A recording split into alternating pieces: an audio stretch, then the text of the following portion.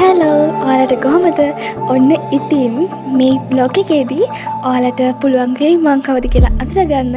ඉතින් මේ බ්ලොග් එකේ මම ඔයාලට ගෙන්නේ පොසම බ්ලොග් එක. ඇත්තටම කිව්වොත් අපි දැන් යන්නේ තොරන් බලන්න. ඊට කලින් ඉතින් ඔන්න අපි තොරන් බලන්න යනකොට අපිට දන්සලක් හම්බ වුණා.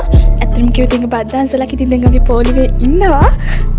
ඉතින් යාළුවනේ අපි ඔන්න බත් දන්සලත් කෑවා. ඉතින් ඔන්න අපි ආයෙ යන්නේ තොරන් බලන්න. ඉතින් මේ පාර අපි තොරන් බලන්නේ බලපිටියේ. ඇත්තටම කිව්වොත් බලපිටියේ තමයි මේ පාර තොරන් තියෙන්නේ. මට මතක විදිහට තොරන් දෙකක්ද කොහෙ තියෙනවා. ඉතින් ඔය තියෙන්නේ අපි බලපු පළවෙනි තොරණ. ඒක ගඟක තමයි ගහලා තිබ්බේ. ඒක මාරම ලස්සනයි. අපි කියන්න ඕකට ගංගේ තොරණ කියලා වතුර මාලකුත් තියෙනවා. ඇත්තටම කිව්වොත් ඒක මාරම ලස්සනයි.